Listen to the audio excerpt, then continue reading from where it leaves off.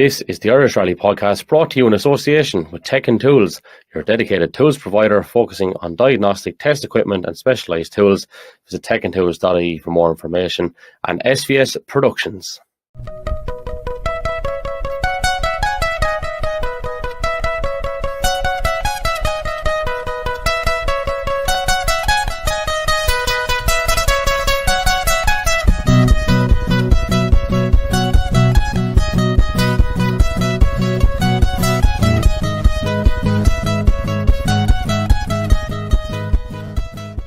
Hello and welcome to another edition of the Irish Rally podcast. This episode being released a little bit earlier than anticipated. We generally release our episodes around 8 o'clock, but it is International Women's Day, and to allow a little bit of space for the webinar which is taking place at 8 o'clock, you'll see it there online. We wanted to put out the episode a little bit earlier just not to be clashing with that, and to let all the girls have their say and have their time and not to take anything away from it. So we want to wish everyone a very happy International Women's Day and hope the webinar goes well. We've been sharing a lot of that across our socials over the past week, and hopefully all goes well. So coming up on the programme today, we have, I always say this every week, but we genuinely do have a lot to get through, in fairness. We'll be talking about round 2 of the McGrady Insurance Northern Ireland Rally Championship. Course, race rally stages up in Bishop's Court. We'll be hearing from Philip White, who will be telling us all about his efforts. Philip looking to add another NI junior title to his name. He's got 3, he's looking for 4. He'll tell us about the micro challenge as well. He was speaking with Tony Kelly. We'll be going through a little bit of BRC round 1, the Malcolm Wilson stages, of course, this weekend. FAF is on this weekend, large Irish contingent there as well.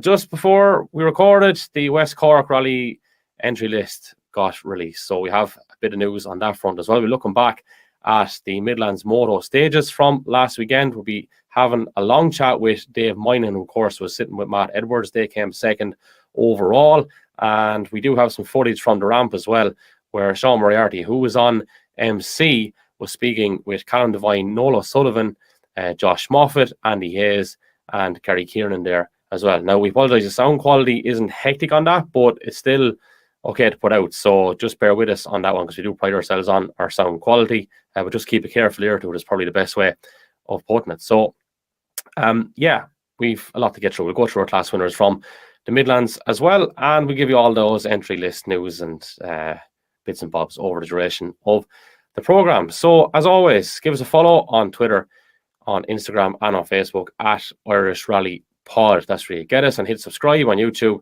or follow on Spotify and Apple. We spent nearly a week on the top of the podcast charts last week, so thank you very much to everyone who's made that happen. Hit the 5-star ratings if you could. That's very much appreciated. It takes 2 seconds to do it and keeps us up the leaderboard. So where to start? I mean, it's a bit of a minefield, but we will go and delve into the body of work that we have in front of us. And I think the best place to start possibly might indeed be with the Midlands Moto Stages last weekend, which was fantastic. Really enjoyed the day up there.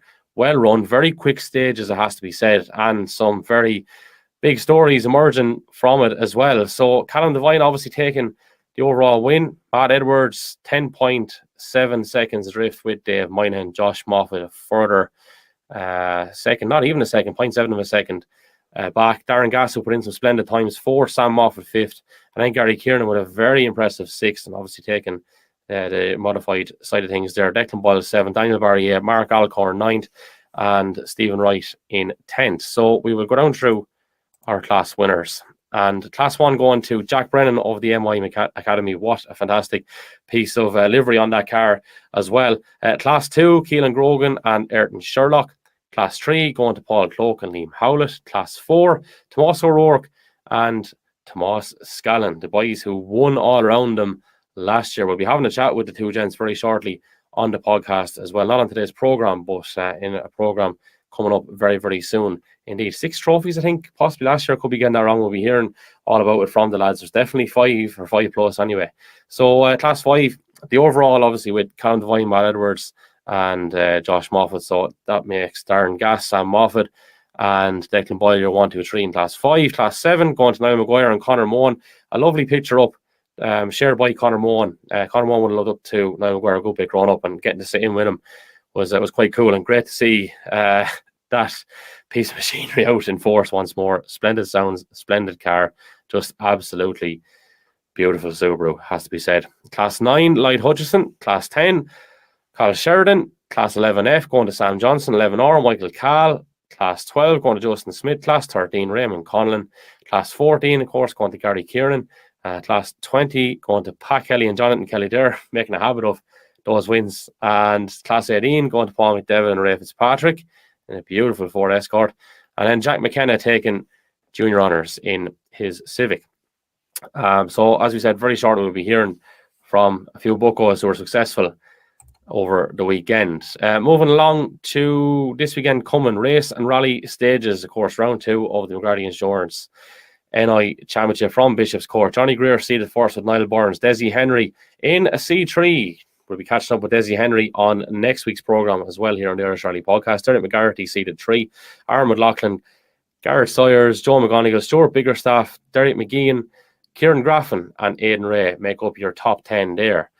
Further afield, mad stuff happened this weekend. It's just absolutely wedged in terms of Irish interest all over the world. And you have FAF taking place, of course. And, Mr. Craig Breen and James Fulton seated 3rd there. But they're not on their own by any means. Josh McErleen and Brian Hoy, Patrick O'Brien and Stephen O'Brien. And, of course, Andrew Brown and sitting in with John Armstrong. So plenty of interest there, indeed. And then, of course, you have the first round of the BRC, the Malcolm Wilson stages, and again, the fabulous entry. News emerging this week, Keith Cronin, the driver for 5, is back on again, very much at the 11th hour by the sounds of things. He'll be seated, the number on the door will be 38, but you'd imagine he'll be much higher up. Conor McCourt seated 31st, just running back up the opposite way, up the pecking order. Niall Devine seated 20th there. Mark Donnelly and Stephen O'Hanlon at 14th. Eamon Kelly, of course, busy man this year with the aforementioned Conor Mohan seated 7th. And look, apologies if we left anyone out, but you can just tell how busy everything is and how much competitors we have all over the world doing Irish Rallying proud.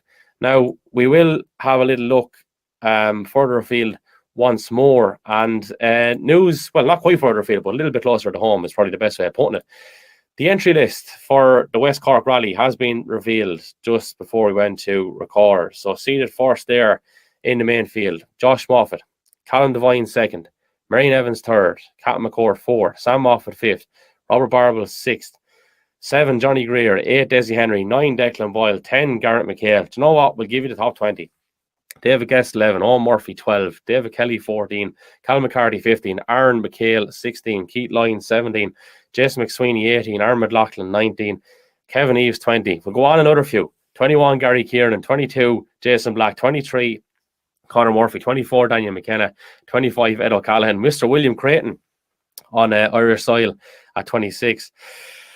Oh God, I could keep going and going and going. It is so impressive. Seated at number 42, very conveniently number-wise, in the fabulous Sierra Cosworth, Craig Breen and Paul Nagel. What an addition that is to the entry list. And another standout, and a man we'll be having a chat with on next week's podcast, Jack Shanahan of drifting fame, but rally blood there as well. His father John, a neat operator back in the day. Jack and Conor, of course, ripping it up in the world of drifting. But Jack is seated at 115 in the Toyota Corolla. So that's definitely a big thing that has jumped out. Big reserve list as well. It's oversubscribed by minimum 30. Mad stuff and some big names there that may or may not get into the fray. But on the historic side of things then, Neil Williams seated first. You got Marion Evans, Duncan Williams, Mark Falvey, Seb Ling, Ray Breen, Fergus O'Mara, Wayne Evans, Tom Clark, Rob Smith then. And down underneath that is not too shabby either. We could be going for days upon days here. So look, that's the, I suppose, you could call it the AOB bit at the start, but it's some very important news as well, and great news, it has to be said. And look, if there's anything that you feel we're missing, by all means get in touch. IrishRallyPodcast@gmail.com is our email address if you want to get in touch, or you can DM us as well. But we'll reflect back on the Midlands Moto. We're going to hear a few interviews from the Ram first.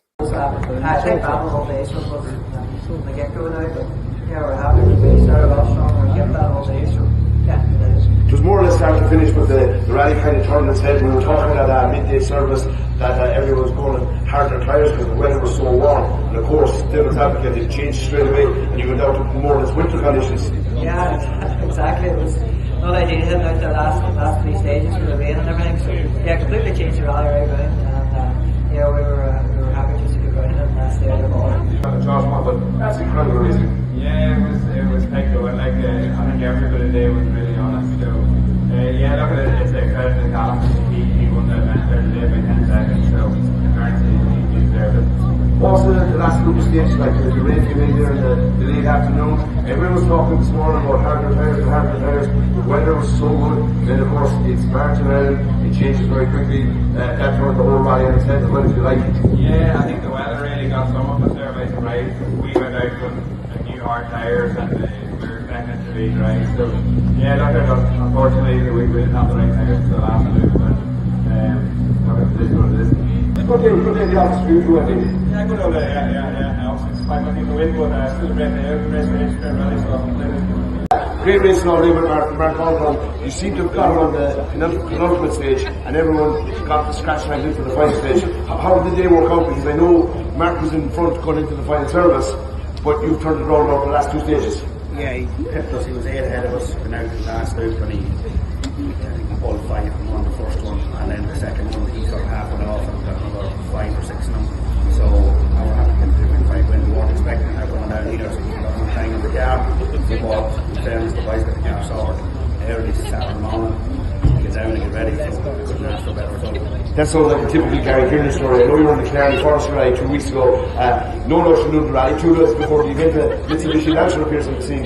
Just two weeks before that, you didn't get the full Galway rally. Mark, 2 full days of wet turkey rally. That probably should have stood on the last 2 stages, but you still had your hand. Yeah, we just kept it clean and tidy, and he made a mistake. The pressure was on him, more so with me. I'd rather be chasing than be chased. So, a good weekend, and Cut John's first time sitting in the car, we were ahead of the job, so thanks to him as well. Now on the Irish Rally podcast, we have finally got hold of this particular gent after a bit of time trying. Dave Moynihan, how's things? Hey Kevin, how are you getting on?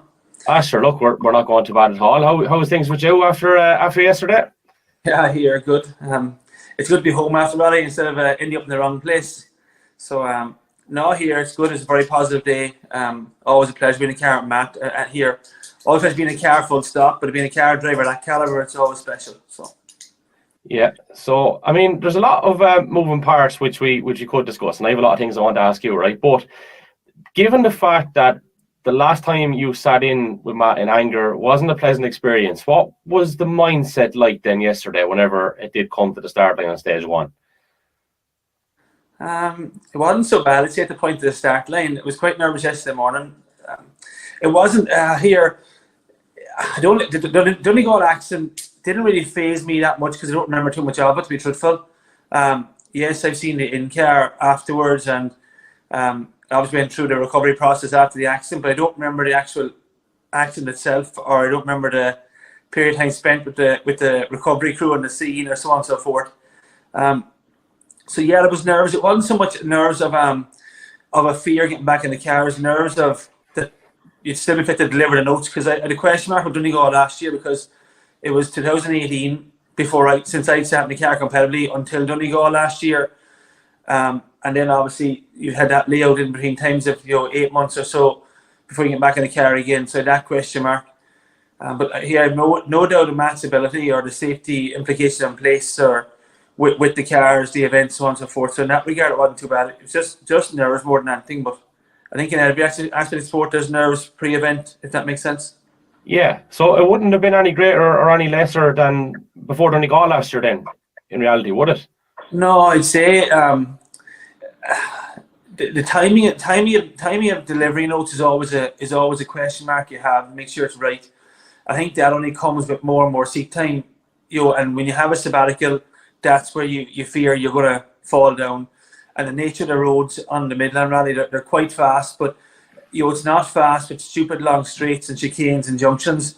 They're quite high speed technical, and Matt's note system is quite complex in that regard. So it's just a case of knowing you're going to be fit to turn yourself on to that understanding, to feel it through the seat of the car more so than looking out through the windscreen. But as regards the safety aspect, no, I wasn't nervous in that regard. Just it was the nerves of delivering and the job at hand from the get-go. Stuff that maybe wasn't too dissimilar anyway, even when you were a regular competitor that you might get before. And that's interesting. Yeah. So on that basis, just when you touched on the notes, so what system does he actually operate, just out of interest? He's still a 1 to 6, 6 fastest, but there's nothing left for the eye to see, if that makes sense. Everything he does, the corner is delivered, but also the position of the car is delivered, and every slight twist or turn or brow or crest is extensively in the notes. So when you're at high speed stuff, a lot of Midland was 5th gear corners, and everything is, and there's nothing left for him to take in his eye. Everything comes through his ear. So all he's watching out for is the grip changes, or picking the braking points, picking the lines. But everything is, no matter how slow a corner you exit, the slightest corner after the exit is in the notes. So it's quite a complex. There's a lot of notes on the paper to deliver, if that makes sense. But where some guys would have a call of 120 up the middle, Matt wouldn't have that, or he might have he uses the word C, but you're seeing is you're picking a brow which is 150 meters down the road, but you're going 150 beyond it of a straight again to pick up the next point, or 80 to the next point. Where some might have 600 to the square left, whereas Matt could have 8 calls to break down that distance. Right, so there's more detail, and it's in stark contrast to maybe a Mark Alcorn, who we had on after Galway, who just wants to cut all that basically. You know what I mean? Don't be telling me. I just want here. Every driver's different, and it's everyone's unique system. It's just a system he knows, he's developed, and he likes, and it's what works for him, and that's just here. It's about. When you sit with a driver, like Donegal was the first time I'd ever sat with Matt in any regard. So yes, you're trying to get into their way of thinking as to where the notes are coming from. So if you can't understand them, you can't deliver them. So in that regard, yes, it's a bit easier because I understood the note system more than I did before Donegal. But again, it's just a case of when you're out of the seat for that sabbatical, it takes a while to get yourself back in tune with the speed of delivery and the timing right, so on and so forth. So. Yeah. Can I ask about your relationship with Matt? How far it actually goes back there? Because obviously before you started in with him, he was doing a good bit for you up and down, and maybe how that came about and the trust you placed in him to do what he did do for you outside of the car, and what exactly that entailed. The relationship with Matt goes back to the BRC, competing with Marty McCormick in the BRC and beyond those events. So I knew Matt from he was back in the Evo. I knew of him before that, but from the Fiesta, but competitively wise, when he's in the Evo, and then he made the step into the DMAC car and then onto the Swift car that's when his career took off at an R5 level, and always held him in very high regard. And then obviously with regards to Pirelli fold, he was on Pirelli for the last number of years for his 3 British championships. So then he was back and forth in contact, bits and pieces. I was supposed to actually sit with him for a rally back in, or we discussed it back in 2018, maybe I think it was. Darren Garrett, who was navigating for Matt, had a clash of events, but it just didn't work that I could get to go to the event with Matt at the time. It didn't work for me with work and so on and so forth. But then whenever the Pirelli job was going on, Matt was involved with obviously competing. So when he came to Ulster in 2021 with the Polo, that was obviously on our turf, so we provided the service. And I'd worked with him all that year because when we had no events at home, I was in the service contract for Pirelli in the UK.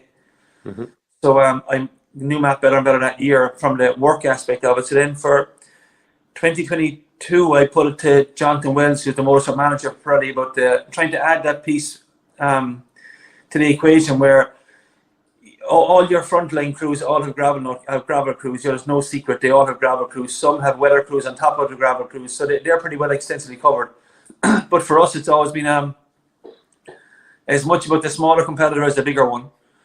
So we try and put as much as we can information their way, who don't have the luxuries of a gravel crew or mud crews or weather, so on and so forth. So I proposed it to Jonathan Wells that we'd try and utilise Matt when he had no programme in place for last year to come across for the Tamworth Championship events, where you have still a reasonably high level competitor, in the Rally 4 cars or the R2 cars, Group N cars, so on and so forth, and those with the R5 cars who aren't necessarily in the top 5 or 10 on the entry list, to try and put some information together to put it back to the competitors, so they were more in tune with what they were facing each morning, heading out to Lupa stages. So basically, Matt would come across. Obviously, Galway's gone past, but in Galway they came across, both him and Jonathan came over on the Thursday. They recce'd all the stages on Friday to get an understanding themselves of the terrain, what we were facing, and then on Friday morning, they went out, or Saturday morning, sorry, they went out and they drove the stages for that opening loop, and then made a tyre call. And we'd set up a WhatsApp group for your four-wheel drive, your front-wheel drive, and your rear-wheel drive competitors. And then Matt and Jonathan would cover the stages and give their advice as to what to use. But any tricky sections where it might look different from the Friday on the Saturday, or even, and it looks tricky in general, they'll photograph it and add it to the group.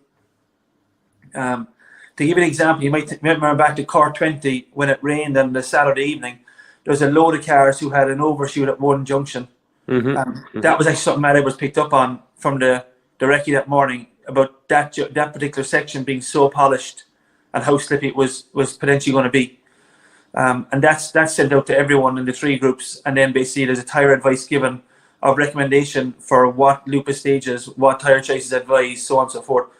And it gives the competitors who might miss out time to come to us at the truck, or who might miss out time to go and visit the service park, they have another avenue of communication, and another person to communicate with. So like Matt's extensive knowledge with regard to car setups, be it for a front-wheel drive car, right through a modified Escort, right into a Group N car, R5 car, so on and so forth. So somebody can say, look, I'm struggling in this regard or that regard, and he can potentially help them with setup-wise or so on and so forth, those smaller aspects. So that's where it came from, to try and give something back to, not give them back, but add something to our package that we offer to our customers, if that makes sense.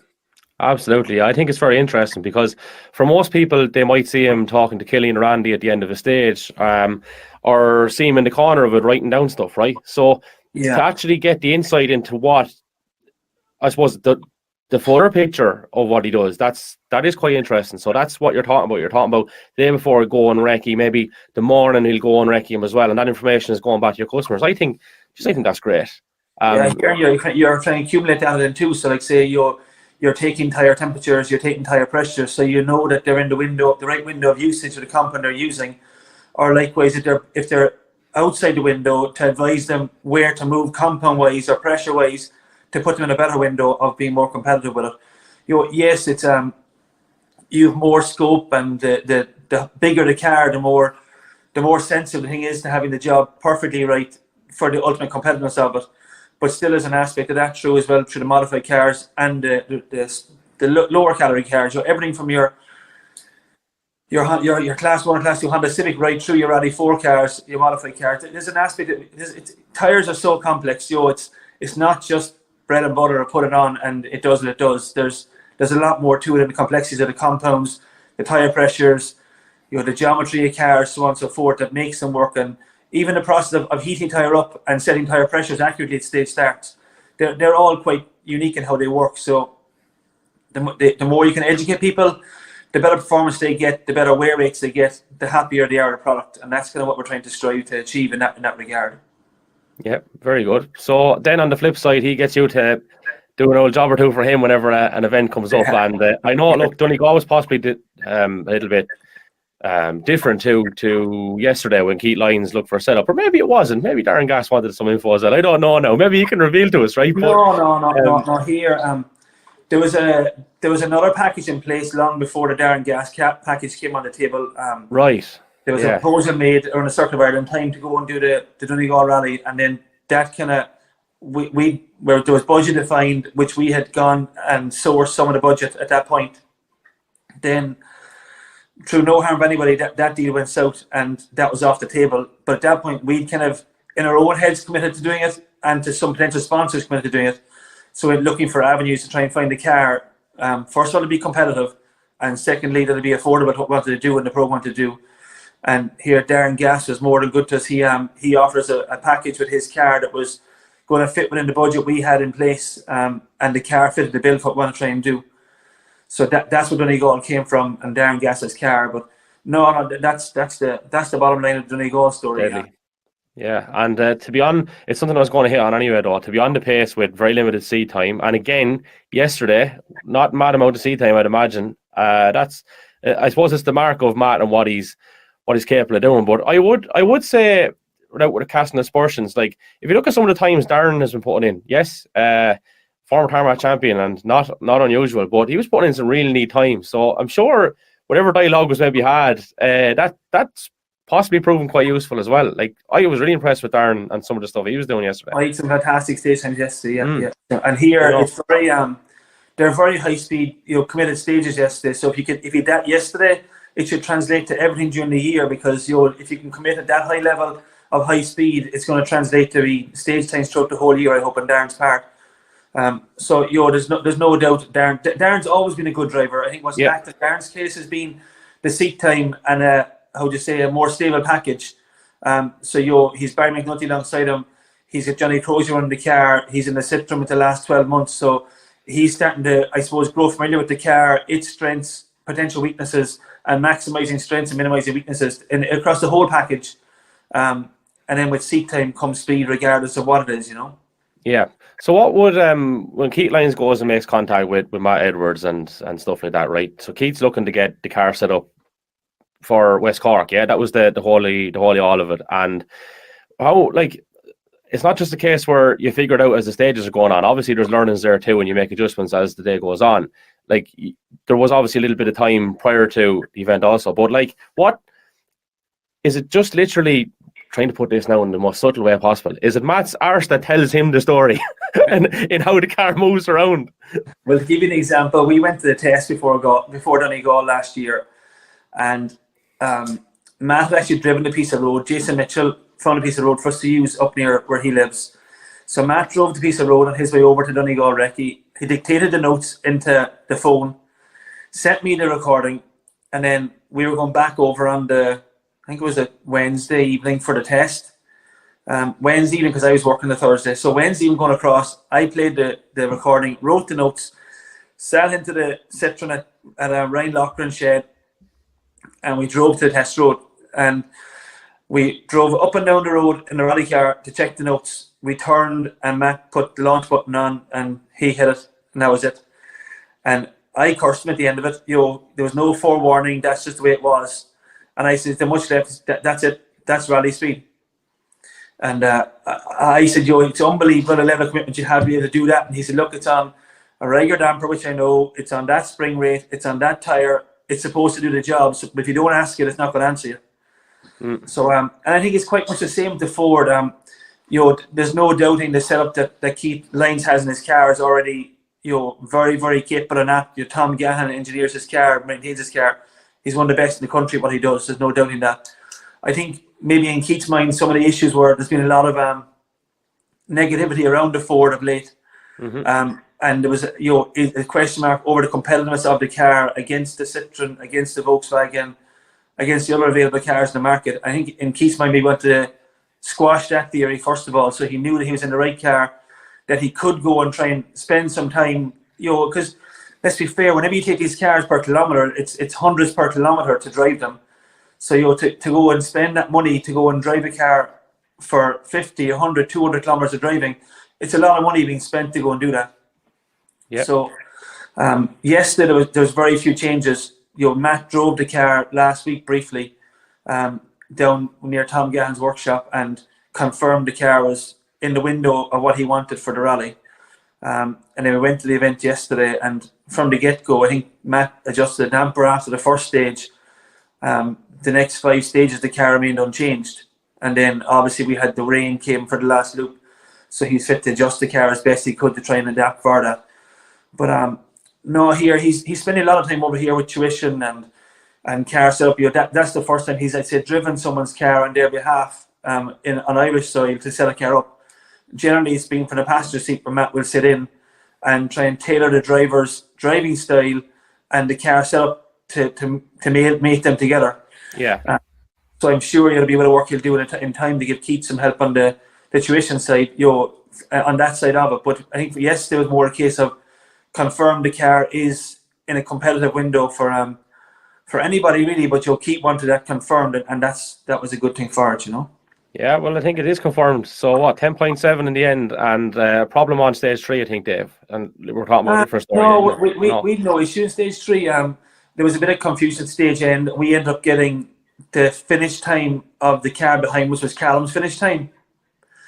So I topped out at the stop car, but then obviously at 30-second intervals, the cars are coming quite quickly, and the longer I wait and try and get it sorted, the more confusion it's going to cause. So I left it alone and raised the query of Paul McLaughlin, the CLO at the service area.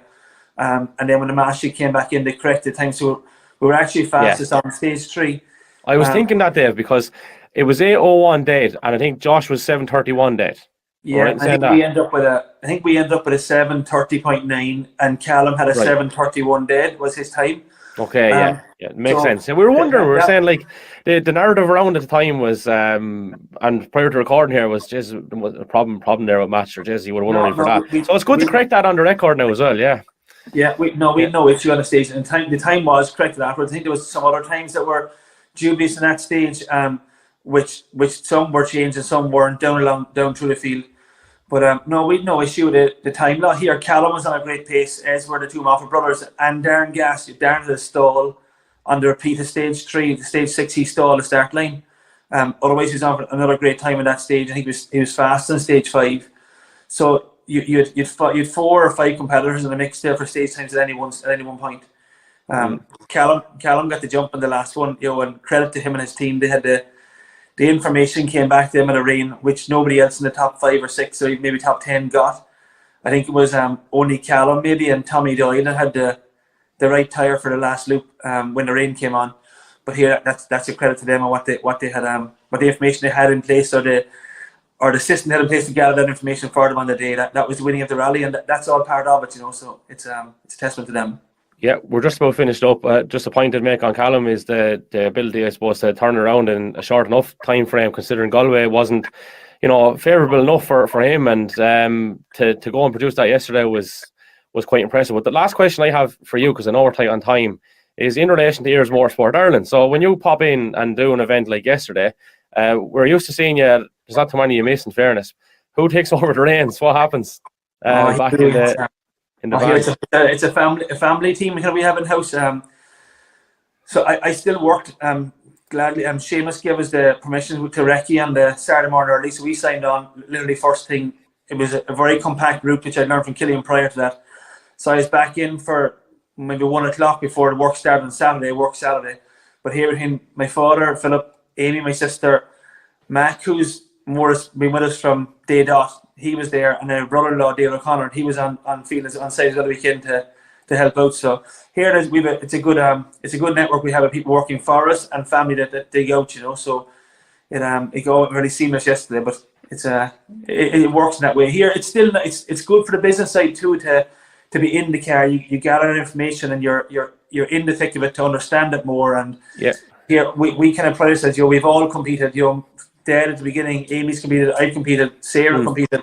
We do say, one of our taglines is selling from experience, and I think that is part of the experience, is being involved. You understand as much the tires as the race wear, the comfort factor, the usability of product. It's important across all aspects where you can to understand it, to offer that information back to an end user.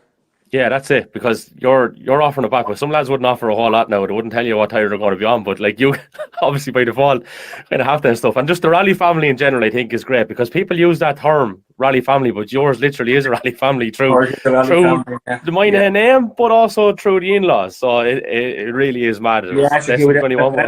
Andrew's unfortunate yesterday. He was here. He was. It's just here, unfortunate but fortunate. It's a high speed off he had, but luckily he got some very minimal damage in the first stage. So hopefully see him back up for Kerry in a few weeks. But here, like I say, it's in our breeding. So it's competing wise, working wise. It's all we know really. So we'll roll the dice and keep going with it. Good stuff, Dave. A pleasure to have a chat with you here. Thanks for coming on. All right. Thanks, Kevin. Appreciate it. Philip White, welcome to the show. Thank you so much for being here with us this evening. Thank you very much for having me. It's good to be on. So obviously, we're going to be chatting away about rallying here, and we've loads of stuff to get through. We've got the excitement of Bishop's Court coming up at the weekend, and the likes of the plans for the 23 season, and of course, like, we've got the micro challenge and stuff. But I suppose, like, one of the most incredible things on your CV is the fact that you are the NI junior champion 3 times, which is quite the achievement. I mean, that just must be such a thrilling thing to have on the CV at this stage. Like, yeah, it was quite a proud moment for myself and even the whole team behind me. We sort of we didn't really set out to achieve that goal. After the first time we won it in 2018, we worked out that we were the youngest people to do it. And then whenever we won it again 2 years ago for the second time, we tied ourselves with Stuart Bickerstaff for his record. So we just kind of thought, you know, we'll go for it last year and see if we can become the first person to ever win it for a third time. And yeah, it was a tough season. We had to fight just as hard on the stages as we did off it to get the title. But I'm more than thrilled, and it's one of those things that we knew quite early on that I was never going to get to quite a high level in motorsport. Like, we were never going to go into Europe or BRC. So we sort of set our goals quite regionally or locally, and to achieve them at this stage in my rallying career, it's an honour, and yeah, quite proud to do it. I mean, that's the thing. Like, you know, you're on the third now at this point, and like, how do you go about topping that? Like, we often think about guys like Sebastian Loeb or Sebastian Ogier, and even people like Lewis Hamilton, where they just keep adding to their record. Like, how does it feel to actually set off into a new season and possibly get the 4th or head for another title? I mean, it's just one of those things where I'm sure it's as exciting every year that you can sort of break a record. Yeah, there's tons of things that we could check off our list that we want to achieve, but we just take each rally as it comes. It's very easy to get carried away and think, if we win every rally this year, we'll be champion, or we could win every rally. But, you know, we just try and keep focus on the present and do the job that we need to. And with that being said, what is the plan for 23 now? Plans for the moment are to do the NI Championship along with the Micro Challenge. Conveniently this year, a lot of the rounds clash, so there's only ever, I think, 2 or 3 that we have to go off and do, because I know Kirkson, Bishop's Court, Tour of the Sperrins and the Down Rally are both NI Championship and Micro Challenge. The main city stages that's coming up next month, that's a round of the NI Championship, and then the Micro Challenge after the Down Rally heads to the gravel. So it's quite a compact year, but it works out well to be able to compete in both. And which do you prefer, Philip? Do you prefer the tarmac or the gravel? Definitely well, I can't say I don't prefer the gravel. I haven't been to the gravel yet, so it sort of puts us at a slight disadvantage if we go to it at the end of the year. But yeah, we're looking forward to it. The car felt good going up the gravel at Kirkerson, so it shouldn't be too much of a task to try and get on the pace. It's a funny one, isn't it? Like, it's one of those things where everything that feels so wrong and sort of, we'll say, like something's going wrong, and the tarmac is actually just completely natural and sort of the thing that you have to start enjoying and just get into the flow of with the gravel. Yeah, I'm quite early into my career. Like, I've had quite a lot of experience with the 1 litre car and progressing into the 1400, but each rally there's things happening that I'm still learning. Like, I know last year we had a problem at the maiden city stages where the wishbone had started to crack and bend, and I was sort of identifying that quite early on to the stage to drive it appropriately. But it's all part of experience, and it's all part of learning. You know, sometimes you have to make these mistakes to learn from them. And yeah, thankfully, doing it in a micro, it's quite a cost-effective way of learning. Yeah, exactly. And I mean, obviously, the Micro Challenge is a brilliant new addition to the calendar. Yeah, it's quite exciting to see it come to life. You know, I think besides the R5s, the Class 3, which the Micro Challenge was included in, was one of the most populated classes at Kirkson, which was great to see, because about 2 or 3 years ago, they would have had 2 or 3 cars in it. Having that competition and the level of competition in it, I know Stephen Whitford's an incredible driver, and Philip Morrow and David Crossan's Bishop's Court. So their experience to go up against, especially. It's a nice benchmark for myself. Yeah, and I mean, that's the thing, like, for you to come out now and sort of join these guys, like, it's, you know, it's so exciting for you, you know, obviously as a driver and stuff, but just as a competitor to be able to sort of say things like that, you know, that these guys are competing longer than you know, longer than you're alive at points, and it's just one of those things where, like, the knowledge and the experience that you can gain from even speaking to these guys, let alone competing against them. Yeah, whatever let us in on the secrets of the cars or what tire choice they're going on, it's always good to learn from them. I know the experience is there, but it's also good with the micro challenge that you've got a lot of young clientele coming in. I know it'll be a championship. That's a great stepping stone for anybody coming out of a junior series. The cars themselves, they're a great car to learn in and make your mistakes in before you take the step up to maybe an R2 car or a Rally 4 car. Again, thinking about specific rallies, you've Bishopsport coming up at the weekend. What's the plan of attack there? Try to go faster than the rest of them, I would say.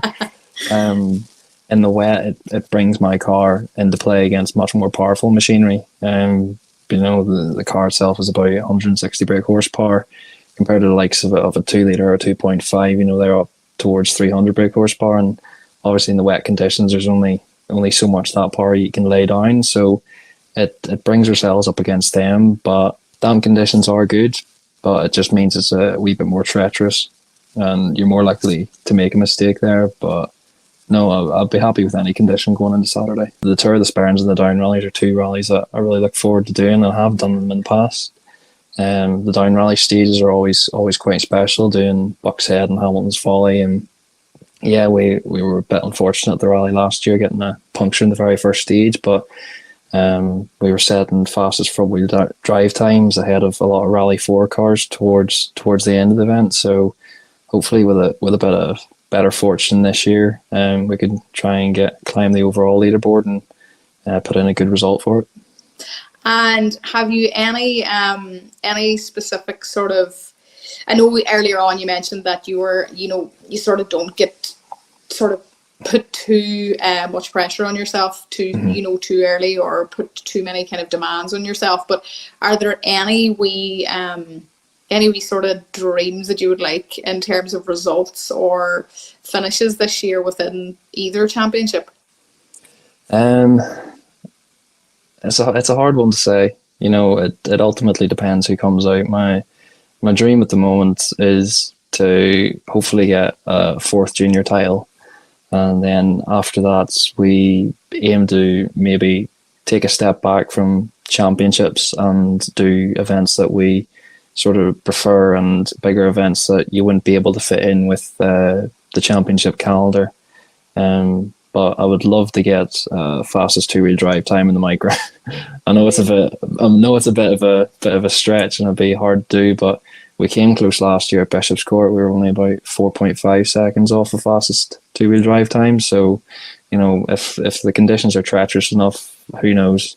Exactly. And I mean, it's one of those things where you have to dream big. There's no point in getting in behind a rally car if you can't believe that, and behind the steering wheel of a rally car if you can't believe that the impossible is possible. And it's just one of those things where constantly pushing yourself, and you just never know what could happen. I mean, those 4 seconds you could easily come and beat this year.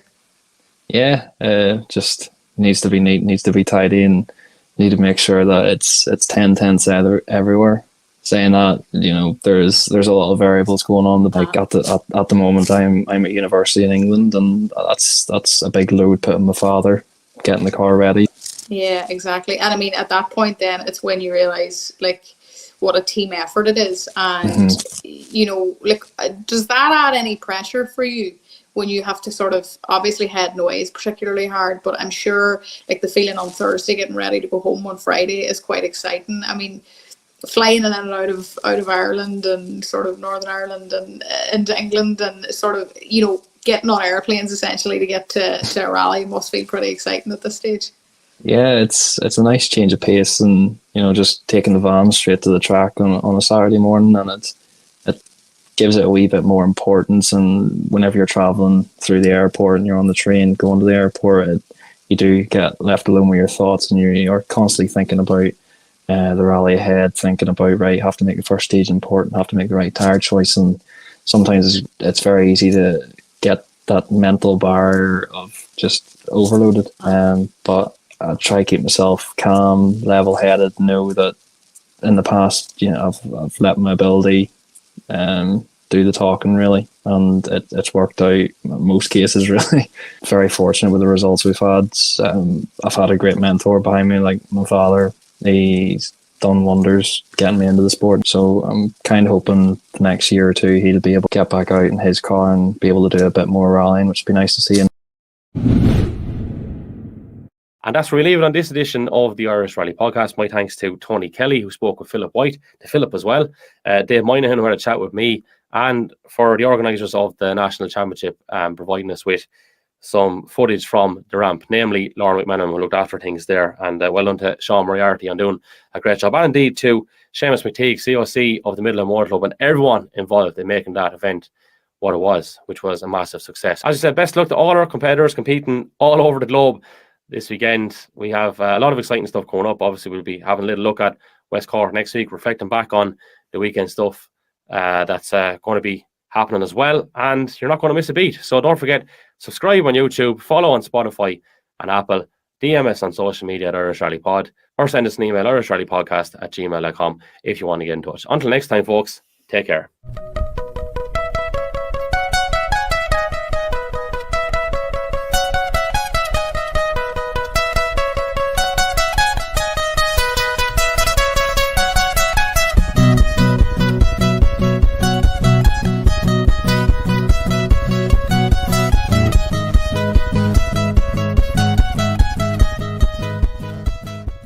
This is the Irish Rally Podcast, brought to you in association with Tech and Tools, your dedicated tools provider focusing on diagnostic test equipment and specialised tools. Visit techandtools.ie for more information. And SVS Production.